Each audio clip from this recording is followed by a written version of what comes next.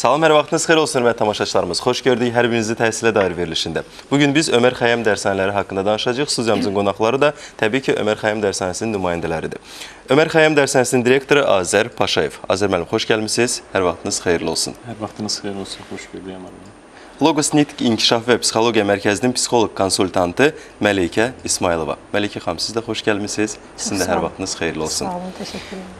İlk öncə istərdim ki, ümumi məlumat verək Ömər Xəyyam dərshaneləri haqqında. Azər müəllim, buyurun.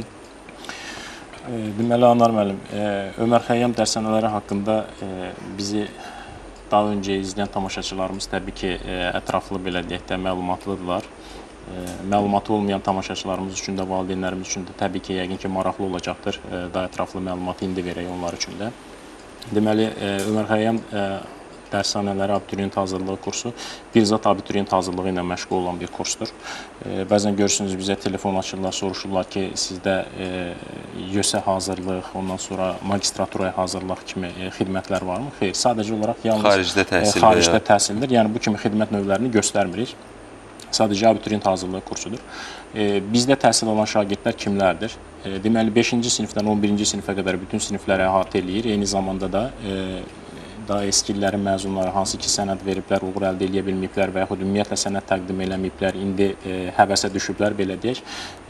Bəzən onu da zəng eləyib soruşurlar bizdən ki, məsəl üçün 35 yaşım var, 40 yaşım var, mən qatıla bilir miyim? Təbii ki, hər kəs, yəni belə deyim də, bir sözlə, yuxarı yaş həddi yoxdur. Yəni, oxumaq heç vaxt ümumiyyətlə gec deyil. Mən 50 yaşında, 60 yaşında belə deyək də, instituta sənəd verən insanları tanıyıram. O baxımdan bir sıxıntı yoxdur. Deməli, yəqin ki, tamaşaçılarımız üçün ən maraqlı olan məqamlardan biri də aydın məsələdir ki, təhsil haqqıdır. Təhsil haqqı haqqında mən daha ətraflı məlumat verim.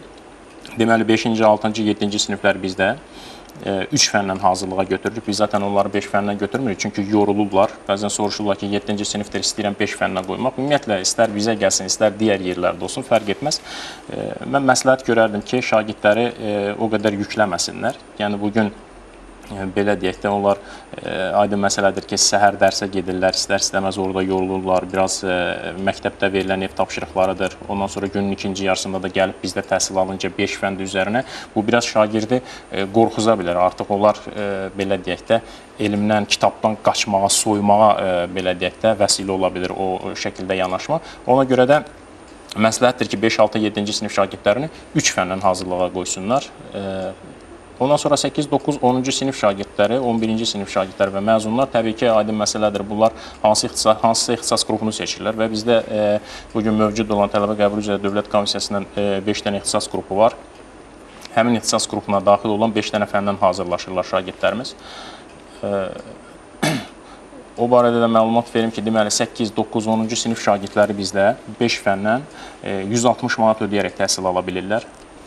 11-ci sinif və məzunlar üçün isə bu ödəniş, belə deyək də, 5 fənn üzrə aylıq ödəniş 180 manat təşkil edir. Təbii ki, bunların dışında bizim müəyyən güzəştlər də nəzərdə tutulubdur.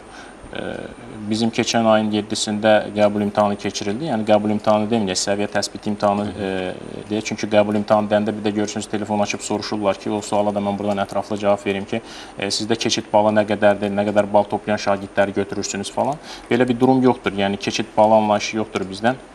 O keçirdiyimiz imtahanın mahiyyəti ondan ibarətdir ki, sadəcə olaraq orada şagirdin hansı fəndən, hansı səviyyədə olduğunu təsbit eləməkdir.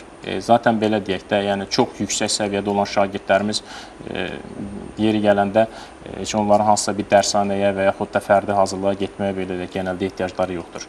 Ona görə də indi təbii ki, aydın məsələdir bizdə bugün hər kəsə məlumdur.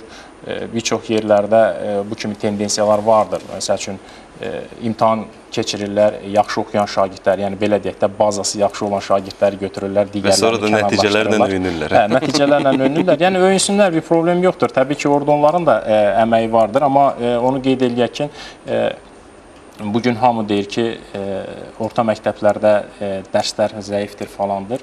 Mən hesab edirəm ki, oxuyan şagird üçün heç bir yerin fərqi yoxdur. Harada olsa oxuyacaqdır.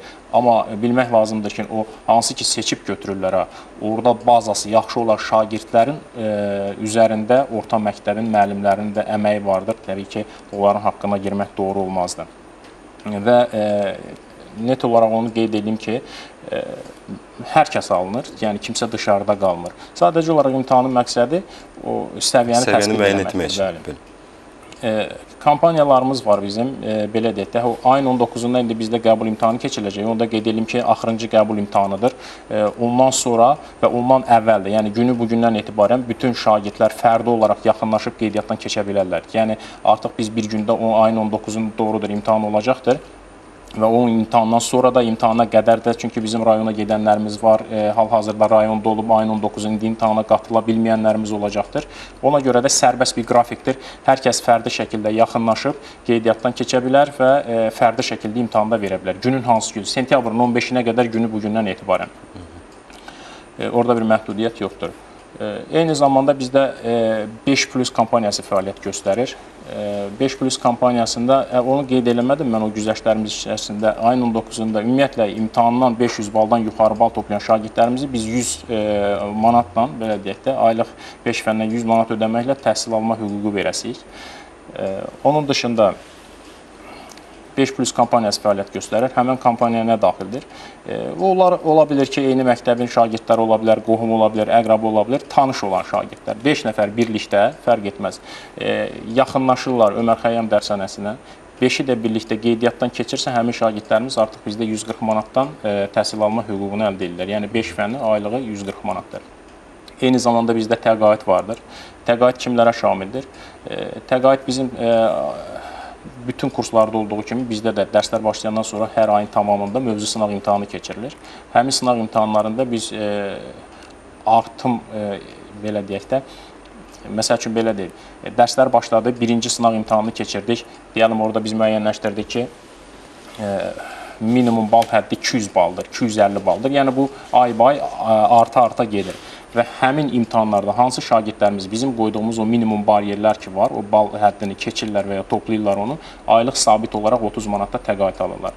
Dolayısıyla belə deyək, bizdə 100 manata... Yəni orada şagirdlərə limit qoyulmuyor. Xeyr, şagirdlərə limit qoyulmuyor. Son 5, ilk 5, ilk 10... Yox, belə bir durum yoxdur. Yəni ümumiyyətlə, deyəlim, filial üzrə 200-250 uşaq varsa, ola bilər ki, onun 100 olsun, ola bilər 5 olsun, ola bilər 1 olsun. Fərq etməz. Yəni bizim qoyduğumuz bir limit var, deyəlim 250 bal. Şagird onu toplayıbsa, təbii ki, 30 manat təqaüd alma haqqını sahibdir artıq. Yəni təqaüdünü alacaqdır. Orada bir limit yoxdur. Ondan sonra eyni zamanda belə deyim, o 140 manat, o 100 manatdan bizdə təhsil alma hüququ əldə edən şagirdlərimiz məlum məsələdir ki, onların bazası yaxşı olan şagirdlərdir və aydındır ki, onlar həmin sınaq imtahanlarında da bizim qoyduğumuz o minimum bariyerləri aşacaqlar və dolayısıyla belə deyək, onlar bizdə 5 fəndən 70 manat ödəməklə təhsil ala biləcəklər. Eyni zamanda bizdə nəqliyyat xidməti də fəaliyyət göstərir. Həmin nəqliyyat xidməti təbii ki, günün ikinci yarısında bizdə şagirdlərimiz dərsə gəlirlər. Onu qeyd edelim ki, şagirdlər gələndə özləri gəlirlər dərsə. Aparanda yalnız axşam dərsdən sonra bizim nəqliyyat xidməti aparıb şagirdlərimizi yaşadığı ünvanlara çatdırırlar. Bakı şəhərinin hansı bölgəsində yaşamasından asılı olmayaraq, onu qeyd edelim ki, bizdə filiallar mövcuddur Bakı şəhəri üzrə. Əhmədli bölgəsində, Nərimanovda, Yasamalda, Xırdalanda, bir də Buzovnada. Təbii ki, hər kəs öz yaşayış məntəqəsinə yaxın olan filiala müraciət edəcəkdir və eləcə də hansı istiqamətdə, hansı bölgədə yaşamasından asılı olmayaraq nəqliyyat vasitəsi həmin şagirdlərimizi aparıb ünvanına çatdıracaqdır. Və bunun üçün də valideynlərimizdən əlavə heç bir ödəniş tələb olunmur və bütün göstərdiyimiz xidmətlərin hamısı aylıq ödənişə daxildir. Və bir xidmət də var, ona görə də ödəniş tələb olunmur. Təbii ki, ona görə də ödəniş tələb olunmur. O da bizdə psixoloji xidmətdir. Yəni bizdə psixoloq xidməti göstəririk və yaxşı olardı ki, o barədə daha Məlikə xanım özü danışsın. Məlikə xanım məlumat versin. Məlikə xanım, özəl təhsil sahəsində sırf Ömər Xəyyam dərshanəsində psixoloji yardım xidməti nə qədər aktual və lazımlıdır? Psixoloji xidmətin aktuallığından söz açmazdan əvvəl mən söhbətimə ilk Ömər Xəyyam Dərshanələr şəbəkəsinin rəhbəri Azər müəllim Paşayeva təşəkkürlə başlamaq istəyirəm. Niyə görə? Çünki bizi əməkdaşlığa dəvət etdiyində mən çox sevindim. Sevincimin səbəbini indi sizə demək istəyirəm. Niyə görə? Çünki baxın, psixoloji xidmət sahəsi belə bir sahədir ki, o həyatımızın hər Hər bir nöqtəsində belə Hər deyək. bir nöqtəsində belə deyək var. Təhsildə psixoloji xidmət isə və dövlət müəssisəsi olmayaraq sırf özəl müəssisə olaraq onu düşünməsi bu Azər müəllimin özəlliyidir və buna görə xüsusi dərin minnətdarlığımı bildirirəm Azər müəllimə. Baxın, demək nə qədər vacibdir soruşdunuz, nə qədər lazımlıdır, çox aktualdır, inanın mənə. Çünki psixologiya belə bir elmdir ki, bütün elmlərin mərkəzində dayanır. Elmlər bir-birindən nə ilə fərqlənir? Öz predmeti ilə. Hamısının obyekti insandır, predmetləri fərqlidir. Psixologiyanın predmeti isə insanın ruh halı və psixikasıdır. Bunsuz insan heç nəyə nail ola bilməz. Əgər ruh halında, psixikasında insanın problemi varsa, yüklüdürsə psixika, yəni orada nələrsə doğru getmirsə, təhsildə uğurdan danışmaq olmaz. Bizim hamımızın ümumi valideynin, rəhbərliyin, müəllimlərin ümumi bir istəyimiz var. Uşaqların yaxşı, yüksək səviyyədə təhsil alması. Bu, Ömər Xəyyam Dərshanələr şəbəkəsində artıq təmin olunub. Amma uşaqlarda hər hansı problemlər varsa, deyək ki, ruh halında, deyək ki, davranışında, əlbəttə psixikada problem olacaqsa, o davranışa da sirayət etməlidir mütləq şəkildə. Bunların hamısını vaxtında araşdırmaq, ortaya çıxarmaq. Təlimdə geri qalan uşaqlar varsa, onlar təlimdə niyə geri qalırlar? Səbəb nədir? Səbəbi araşdırmaq. Bu səbəb müəllim-şagird münasibətləri də ola bilər. Bu səbəb ailədən gələn problemlər də ola bilər. Bunların sırf araşdırılması, səbəblərinin ortaya çıxarılması birbaşa psixoloji xidmətin əsas vəzifələridir. Yəni, bu da ancaq işin xeyrinədir. Çünki biz təlimə cəlb olunmuş uşaqların yaxşı nəticə göstərməklərini hər birimiz arzulayırıq. Məlik xanım, demək olarmı ki, məsəl üçün bu anlayış bizə yenidir. Bizim təhsil sferamızda yenidir, belə söyləyək. Çünki əvvəllər müəllimlərin üzərinə yük düşürdü. Həm müəllimlər təhsil verdilər, həm də şagirdin psixoloji durumuna onlar nəzarət edirdilər. Amma demək olar ki, bu anlayış amma heç yox idi. Bəs onda necə? Demək olarmı ki, bizim dövrdə yaşayan şagirdlərin hamısı güclüdür. Onlar özlərini idarə ediblər. Özlərinin psixoloq olublar. Belə demək olarmı? Bilirsinizmi, mən də məsələn siz o dövrün insanı olduğuna görə mən də psixoloq görməmişəm təhsil aldığım sahələrin heç birində. Psixoloq yardımı görməmişəm. Amma çox istəyərdim olsun. Niyə də yox? İndi mənə müraciət edən yeniyetmələrə, məsələn, sırf yeniyetmələr və yetişkinlərin problemləri ilə çalışdığıma görə bunu deyirəm. Mən ilk növbədə yeniyetmələrə deyirəm ki, özünüzü bu qədər pessimist aparmayın, belə şanssız saymayın. Siz şanslısınız artıq ona görə ki, siz bir psixoloqun qarşısında əyləşmisiniz.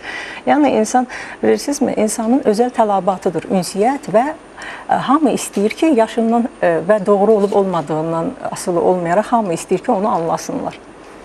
Anlamasalar da ən azından dinləsinlər.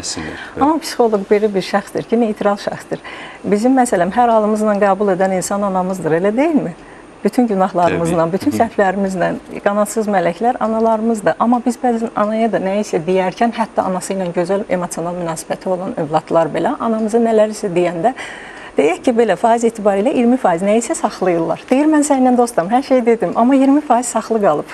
Niyə görə? Çünki şiddətdən qorxur, etirazdan qorxur, yəni itələnməkdən qorxur. O yüzdən də belə problemləri valideynlər arasında, məsələn, bu problemlər uşaqlarda araşdırılarsa, ortaya çıxarılarsa səbəblər, əgər səbəb valideyindirsə, əlbəttə ki, valideyn olmalıdır. Çünki uşaq ailədən gəlir ilk növbədə. Onda psixoloq belə çıxır ki, valideynindən də yaxın olmalıdır fərdə. Çox, bəli. Bilirsinizmi, bu üçbucaq şəklində bizim əslində fəaliyyət sahəmiz üçbucaq şəklində qurulmalıdır bu dərshanədə. Nəyə görə? Çünki əsas nəzarət obyektimiz şagirdlər. Şagirdlər öyrənildi. İkinci bucaqda dayanır müəllimlər, üçüncü bucaqda valideynlər. Üçbucaq şəklində bu iş qurularsa, gözəl nəticələr əldə almaq olar. Çünki bir tərəfli heç nə yoxdur həyatda. Bunlar hamısı bir-birinin o qədər bağlıdır ki, birinin uğuru, uğurlu münasibəti, uğurlu ünsiyyəti o birisinin inkişafına səbəb olur. Yəni, dövrümüzdə bütün müəllimlər, valideynlər yaxşı müəllim axtarır. Amma müəllimlər də eyni zamanda yaxşı valideyn axtarır. Çünki uşağın göz açdığı sfera, ilk düşdüyü mühit, mikro mühit ailədir. Ailədə öyrənilən norma və dəyərlər sistemi heç yerdə öyrənilmir. Yəni müəllim